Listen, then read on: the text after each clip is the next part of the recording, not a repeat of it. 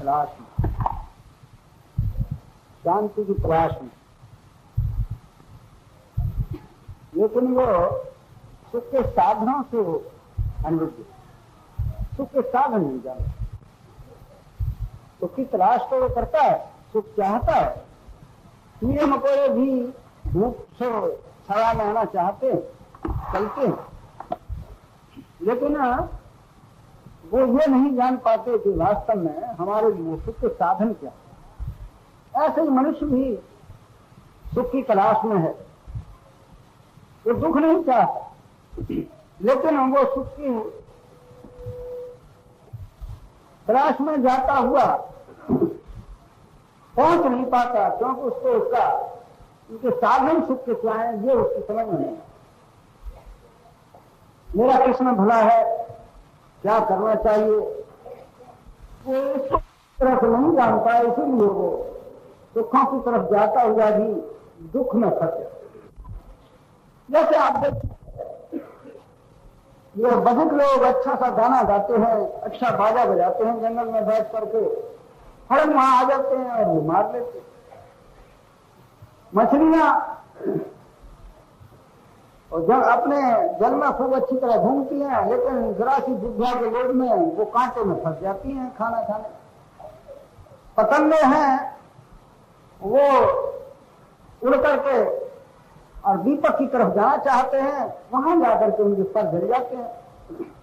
ऐसे ही हम भी अपने सुख का साधन ठीक समझ नहीं पाते, इसी वास्ते वो दुख हमें घेर लेता है और दुख में फंस जाते। तो उन विषयों में जिन्होंने कि ये जरा ध्यान दिया था इस बात पर, उन्होंने बहुत अच्छा बताया है कि अगर तुम सुख के साधन ठीक समझ जाओ तो संसार में दुख है नहीं। दुख असल में अज्ञान से है और ज्ञान ही सुख का सार। जितना ज्ञान बढ़ता जाता है मनुष्य उतना ही सुखी होता है। संसारी विद्या के जैसा भी जिक्र था, इसके पढ़ने से भी सुख प्राप्त, जीवन उसका सुख में व्यतीत होता है, लेकिन फिर भी उसमें कुछ खंडित सुख रहता है। आज 10 वर्ष सुख भी आया, फिर कोई शरीर कष्ट और कष्ट ऐसे आए तो वो दुखी भी होता रहता है। इस वास्ते इस विद्या से सुख तो प्राप्त होता है, लेकिन अखंड सुख प्राप्त नहीं होता। उसके लिए वो दूसरी विद्या, परा विद्या, आत्मज्ञान, वो अखंड सुख को देता है। इसीलिए ऋषियों ने उसका भी जिक्र किया है कि अगर उस विद्या को आत्मदर्शन कर लो, आत्मा की विद्या सीख जाओ, तो तुम अखंड सुख भी प्राप्त करो। यदि दुख आवेगा, ये नहीं वो कहते कि दुख नहीं आवेगा, लेकिन एक ऐसी विद्या वो आती है कि उसमें दुख दुख ही नहीं करता। और इतना दुख तो आते हैं, हर एक पर बुढ़ापा आवेगा, शरीर के दुख भी होंगे, धन के भी दुख हो सकते हैं, वियोग के दुख हो सकते हैं, लेकिन उस विद्या को प्राप्त करने से मनुष्य दुखी नहीं होता। इतना फर्क अवश्य पड़ता। इसीलिए हमें ऐसे उदाहरण भी मिलते हैं तो उन लोगों ने दुखों में रहते हुए भी कोई दुख से ज्यादा दुखी नहीं हुए। वो ही आत्मज्ञान है। उसमें कुछ साधन उन्होंने लिखे हैं कि कैसे ये प्राप्त हो, किस तरह से चाहिए। तो आज वो मनुष्य बहुत कुछ पढ़ा लिखा भी है, अब जानता भी है, दूसरों के हित की बहुत सी बातें भी बतलाता है, लेकिन वो ये नहीं सोच पाता कि मेरा ज्ञान होना चाहिए कि मुझे इस काम के लिए अगर ईश्वर ने कोई काम मुझे सौंपा है तो उसको ठीक तरीके से निभाता जाऊं, और अगर ये मुझे ऐसा प्रतीत हो कि मैं ठीक नहीं कर रहा तो सत्काल उसको छोड़। तो समझिए कि वो आदमी निहायत अच्छा है, वो बहुत। आप देखते हैं रामायण में कितना अच्छा प्रसंग आया है कि क्या कहीं कोई आस हुआ कि मेरा पुत्र किसी तरह से राजा हो जाए। महाराज दशरथ ने मुझे वरदान देने के लिए कहा ही था, मंथरा ने भी उसमें सहायता कर दी उसकी, यह बड़ा अच्छा मौका है, जो मांग लो तुम। फिर कहीं को भी कुछ उस वक्त ऐसा ही ख्याल आ गया, उन्होंने राजा तो यही वरदान मांग लिए कि मेरे बेटे को राज दे दीजिए और राम को 14 वर्ष के लिए वनवास दे दीजिए। महाराज दशरथ जो थे वो वचन दे चुके थे, इसलिए उन्होंने स्वीकार कर लिया, ठीक है। तो राम तो वन को चले ही गए। भरत जब आए अयोध्या में तो उनको ये महान दुख देखा कि ये हालत पिता रहे नहीं और ये सब ऐसा सारा वैभव ही चला गया, एक अनुभव ही हो गया वहां पर, बड़े दुखी हुए। तो माता कौशल्या ने उनसे कहा कि अब जो कुछ हुआ आप राज कीजिए, संभालिए इसको। वशिष्ठ जी ने भी कहा कि भाई अब इसको संभालना है, हमारा सबका हित इसी में है कि तुम अब इसको संभालो। वहां पर एक चौपाई भरत ने कही, उन्होंने कहा था हित हमार सिय पत सेवकाई सोहर लीन मात कुटला। हमारा भला इसमें नहीं था राज्य लेने, हमारा भला था भगवान राम की और सीता जी की सेवा करना, ये हमारा, उसमें हमारा हित था। सो माता की कुटिलता ने वो दूर कर दी। तो उन्होंने फिर भी जब सबने कहा तो भी उन्होंने उसे स्वीकार नहीं, इसलिए उसे ठीक तरह से निभा लो तो ठीक है, नहीं तो उसे अलग होता। भरत जी ने उसके लिए साफ मना कर दिया, मैं नहीं इसे स्वीकार। सबने ही कहा, लेकिन वो सोचे कि मेरा हित तो इसमें है ही नहीं, मेरा हित तो भगवान के दर्शन में उसमें। इस तरह से ये हित जो है मनुष्य का वो ज्ञान में है, जानकारी में है। सच्चा हित मनुष्य का जितना भी वो सुख और शांति प्राप्त करेगा, उसको जो ज्ञान प्राप्त होता चला जाएगा, उससे वो सुख और शांति प्राप्त।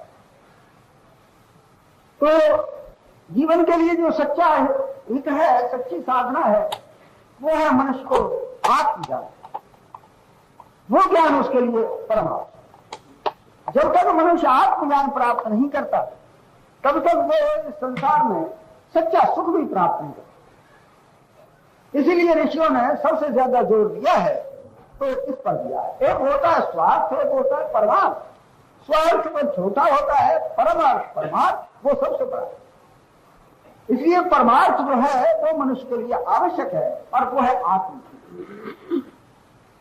उसके लिए कुछ साधन लिखे हैं कि ये कैसे हो। उसमें उन्होंने 5 बातें बतलाई हैं कि मनुष्य को सुखी और शांत रहने के लिए 5 बातें उसके जीवन के लिए शास्त्रों में। पहले लिखिए अहिंसा। अपने जीवन को अहिंसक बनाओ। अगर तुम हिंसा में आओगे तो वो समझिए कि वो हिंसा आपके सामने भी आ गई, क्योंकि ऐसा नियम है कि जहां आप शब्द बोलते हैं वहां लौट करके फिर आपको ही पास आता है। ऐसा इस दुनिया में तुम अकेले ही हो, देखने को ये बहुत से मालूम पड़ते हैं, वास्तव में आप और आपका ईश्वर है। इसलिए जो कुछ करते हो वो तुम्हारे सामने आता है। ये दुनिया ऐसे समझो जैसे एक बड़ा सा मकान हो और उसे घास और अगर कोई बच्चा उसमें चला जाए तो ताज्जुब करेगा कि ये इतने बच्चे कहां से आए, हर रोज में वो हरकत करती होती है। और तो उसमें कुत्ता चला जाए तो लड़ के ही मर जाए, और अगर कोई उसमें समझदार व्यक्ति चला जाए तो बड़ा खुश होगी, ये सब स्वरूप मेरे ही, मैं ही सब में बैठा, ये जितनी हरकतें हो रही है मैं करता हूं, वैसी सब में हरकत होती है। तो ये संसार भी ऐसा ही समझिए, ये सारे स्वरूप आपके हैं। इसलिए किसी के साथ अगर आप कुछ करते हैं तो लौट करके आपके सामने आवे। जीवन में अहिंसा लाओ, किसी से द्वेष, किसी से झगड़ा, किसी से कठिन बोलना ये मत रखो, तो तुम्हें वो चीज आ रही है वो शांति देगी। सत्य दूसरी लिखी, सत्य का व्यवहार करो तो तुम्हें एक शांति मिलेगी। असत्य के लिए अनेकों दुख पैदा हो जाए, एक असत्य के लिए फिर और असत्य आपको तलाश करने पड़े, इसलिए तुम चक्कर में फंस जाओ। उन्होंने कहा सत्य का ही रखो। सत्य तुम्हें शायद कोई थोड़ा सा ऐसा मालूम पड़ा कि वो बहुत ही अच्छा रहा, मैं सत्य पर थोड़ा सा बना, सत्य आपकी रक्षा कर। अस्ते तीसरी चीज उन्होंने लिखी, अस्ते। अस्ते कहते किसी की चोरी मत करो। क्यों कि चोरी करोगे किसी की तो उसको दुख होगा, और वो दुख कहां जाएगा, वो आपके पास लौट करके आवे।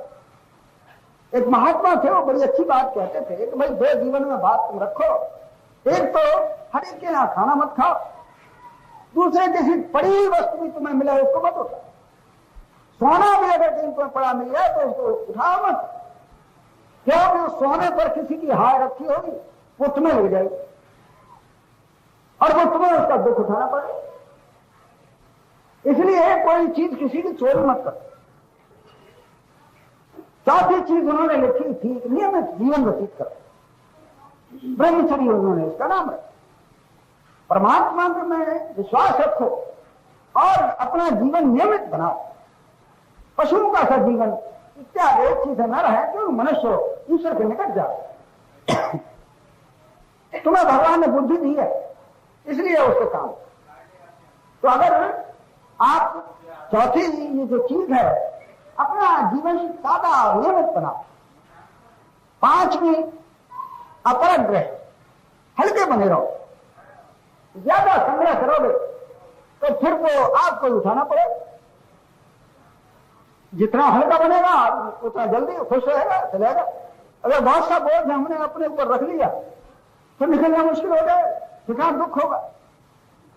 इसलिए उसको 5 भागों में उन्होंने विभक्त किया कि ये बातें तुम्हारे जीवन में आनी चाहिए, तो तुम सुख और आनंदित रह सकते। अहिंसा, सत्य, अस्त्य, ब्रह्मचर्य, अपरग्रह, इसका नाम भी उन्होंने रखा यम। 5 बातें अपने जीवन में लाओ तो तुम सुखी रह सकते। तो लोग कोशिश भी करते हैं, चाहते भी हैं कि हम सुखी रहें, शांत रहें, लेकिन वो कर नहीं पाते, चाहते हुए भी नहीं हो पाता। इसलिए उन ऋषियों ने उसके साथ साथ एक बात और लगाई, तुम यम पालन करने के लिए पहले नियम का पालन करो, तो तुम इनको अच्छी तरह से पालन कर दो। उन्होंने जीवन के लिए 5 नियम भी बताए। वो 5 नियम लिखे, सब संतोष, तप, स्वाध्याय, ईश्वर प्रणिधान। सब पवित्र रहो, जीवन पवित्रता लाओ, निर्मल वस्त्र पहनो, निर्मल शरीर रखो, हृदय को भी निर्मल करो। पवित्रता जीवन की एक महान चीज है। जिनके हृदय पवित्र होते हैं उनके हृदय में सच्चा ज्ञान उदय होता है। जिनके कपट और छल हृदय में वास करते हैं उनमें सच्चा ज्ञान नहीं आ सकता, न शांति नहीं। फिर दूसरी चीज लिखी उन्हें, संतोष। जीवन में संतोष भगवान ने जो हमें भेजा है बहुत सुंदर है, बहुत है हमारे, उसमें से भी कुछ दूसरों को देते जाए तो ईश्वर महान खुश है। अगर आपको 2 रोटियां मिली हैं तो अगर कोई भूखा आ जाए तो उसमें से भी तो समझो कि वास्तव में तुम्हें अभी दया है, धर्म है ये अपने जीवन में। अगर हम दूसरों की रोटी और छीनना चाहते हैं तो समझिए कि जानवर से भी हम आगे जा रहे हैं। ये संतोष की। और इसके बाद 3 चीजें उन्होंने जीवन में और भी बढ़िया रखी, तप, स्वाध्याय, ईश्वर प्रणिधान। ये 3 चीजें उन्होंने और रखी कि अगर तुम इनको और धारण करते चले जाओ तो फिर तुम्हारा जीवन सुखमय व्यतीत। तब तो उन्होंने रखी, तब का अर्थ है सच्चाई के साथ चलोगे तो कुछ कठिनाइयां जरूर आएंगी। आती तो सत्य के साथ भी हैं और बहुत बड़ी कठिनाइयां आती हैं, लेकिन उनको लोग नहीं समझते। सत्य पर चलते हैं तो बड़ी कठिनाइयों की जिक्र करते। तो उन्होंने कहा कि भाई सत्य में कठिनाइयां आवेंगी, लेकिन उन्हें तुम सहन, गरीबी आ जाए किसी की चोरी मत करो अपना, क्योंकि ईश्वर तुम्हें देख रहा है।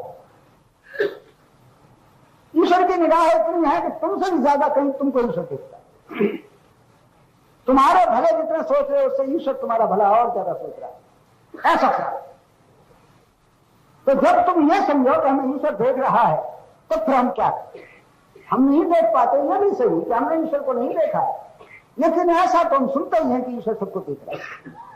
इसलिए हम जैसे कोई चोर अगर कहीं राजा के घर में घुस जाए या किसी मालदार के घर में घुस जाए और वो ये जान जाए कि मालिक देख रहा है तो तत्काल ही छोड़ देगा, चोरी भाग जाए। ऐसे ही अगर हम ये सोच रहे हैं, ये जान रहे हैं कि ईश्वर सबको देखता है तो फिर हम कैसे चोरी कर सकते, कैसे गलत काम कर सकते? इसलिए जीवन में ये समझो कि हम चाहे अपनी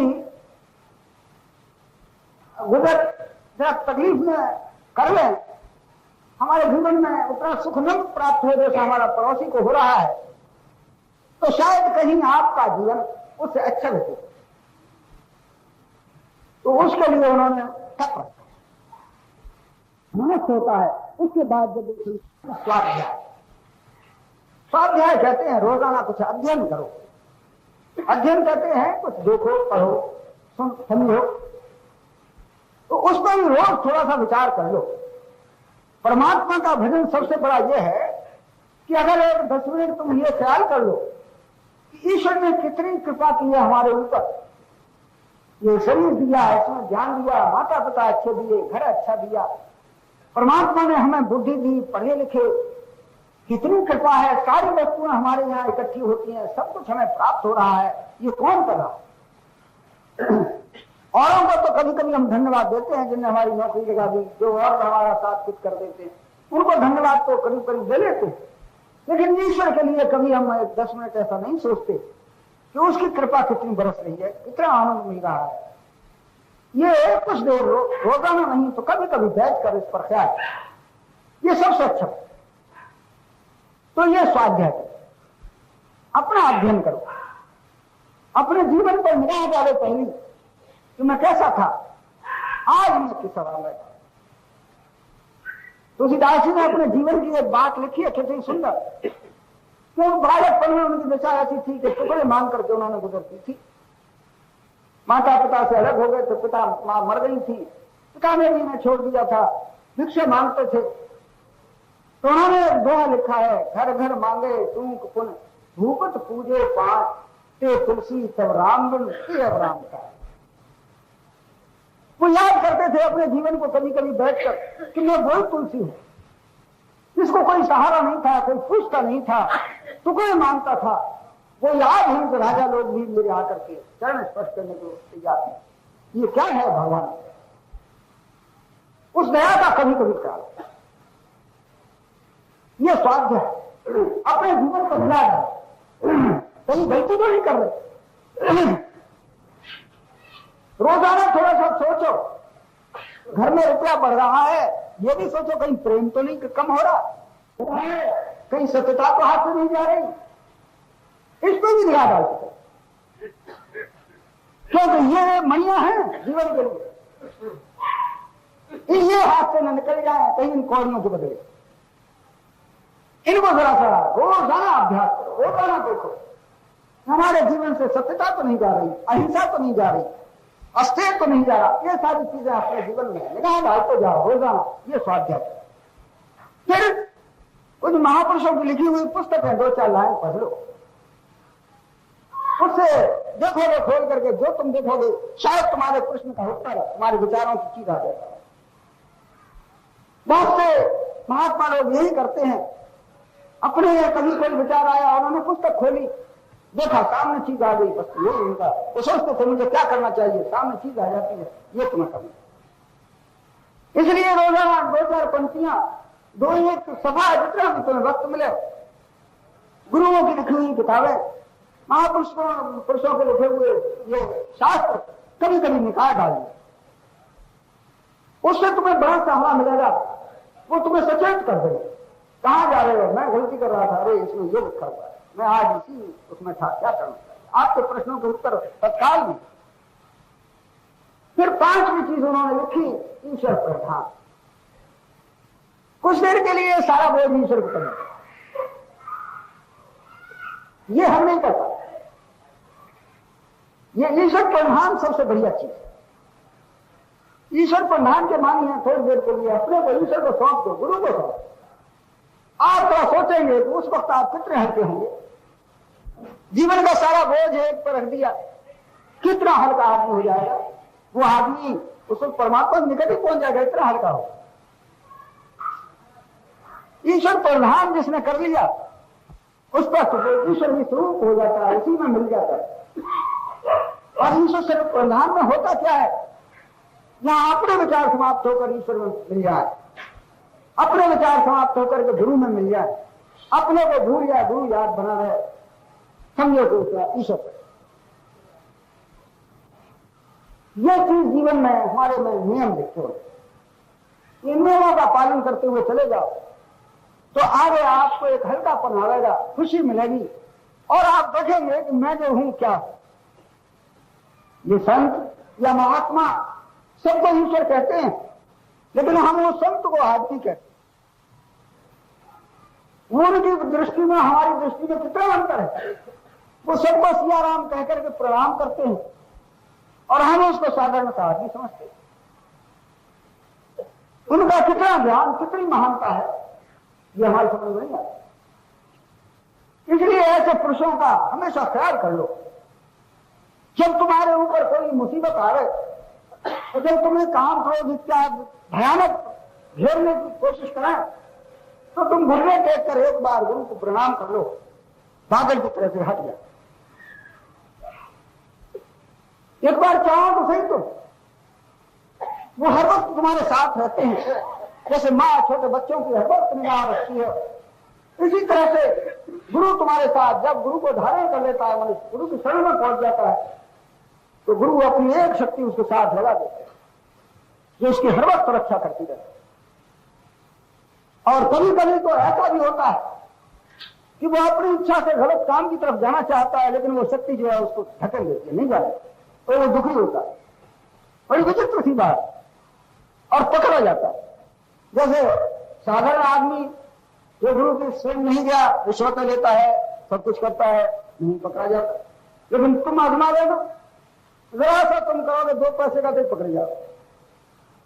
कहोगे ये तो ऐसे आदमी इतने खाते पीते हैं, उन्हें कोई नहीं छेड़ता, मैंने अगर 4 पैसे किसी से ले लिए, पकड़ा। वो गुरु की शक्ति तुम्हारे साथ है, तुम्हें गलत काम पर नहीं जाने दे। इसलिए जो गुरु को धारण कर लेते हैं, उनका मार्ग इतना साफ हो जाता है, इतना अच्छा हो जाता है कि शायद वो जान भी नहीं, अनजान वो उसके साथ है। कितनी कृपा है। तो वो ईश्वर प्रधान से, तो ये कुछ नियम उन ऋषियों ने हमारे जीवन के लिए लिखे। आप देखते हैं कितने अच्छे आदमी हैं वो, जो ईश्वर पर विश्वास रखते हैं, गुरु पर विश्वास। हमारे एक भाई ने हमें एक बात बताई, कितनी सुंदर थी। एक मुसलमान अपनी दुकान कर रहे थे, नमाज का वक्त हुआ, अजान सुनी, बड़े ग्राहक उनकी दुकान पर खड़े हुए थे। वो दुकान खुली छोड़ करके नमाज पढ़ने चला गया, अब बगल में होकर निकल के चला गया। सब ग्राहक खड़े रहे। क्या कभी जीवन में हमारा ऐसा विश्वास आया ईश्वर की तरफ? कितना अच्छा विश्वासी था वो। हम अपनी दुकान को समेटेंगे, ये कोई उठा ले जाएगा, ये होगा वो होगा, अरे बहन दो, अब नहीं, हफ्ते में एक बार चले जाएंगे, परमात्मा का ध्यान नहीं करेंगे, ये काम पड़ा हुआ है, ऐसे छोड़ो। कभी जीवन में ऐसा आया? इससे भी महान जो हमारे जीवन के लिए परम आवश्यक चीज है, उसके लिए इतना विश्वास हमने कभी किया? क्या परमात्मा से नहीं देखता? तो ये हमारे जीवन में कुछ ऐसी चीजें हैं, ईश्वर पर विश्वास, गुरु के चरणों का ध्यान, हर वक्त उनकी याद, ये अगर बनी रहे तो ये सारी बीमारियां मनुष्य से दूर है।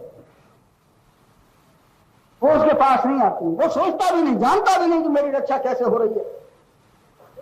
सारी चीजें जब वो याद करता है, उसके सामने इकट्ठी पाती है, वो ताज्जुब करता है कि कैसे, मैंने तो याद ही किया था, सारी चीजें कैसे इकट्ठी हो गई, कहां से आ? ईश्वर उसके लिए क्या नहीं करता।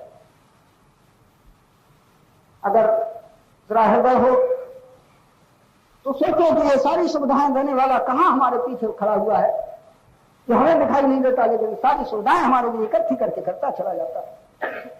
मन में एक संकल्प पैदा होता है, चीजें हमारे सामने करके, उस परमात्मा को, उस गुरु को कैसे? तो ये कुछ ऐसी चीजें हैं जो हमारे लिए परम आवश्यक हैं। रोजाना कुछ देर अपने जाओ परमात्मा का ध्यान, फिर 7वें दिन सब इकट्ठे होकर के ईश्वर का ध्यान। अगर 10,000 आदमी एक साथ ध्यान कर लें, और भी ज्यादा आदमी एक साथ ध्यान कर लें, संसार के सारे आदमी एक साथ ईश्वर का ध्यान कर लें, तो अज्ञानता रहेगी नहीं। ऐसा रहेगा मानो सूर्य जो 24 घंटे हमारे सामने। ये ऐसी बातें हैं जो ज्यादा कठिन नहीं है, मगर वो नियम जीवन के लिए ऐसे पवित्र है कि उनको अगर हम करते जाएं तो जीवन सुखी व्यतीत हो सकता है और मनुष्य हल्का होकर के परमात्मा के समीप रह सकता है।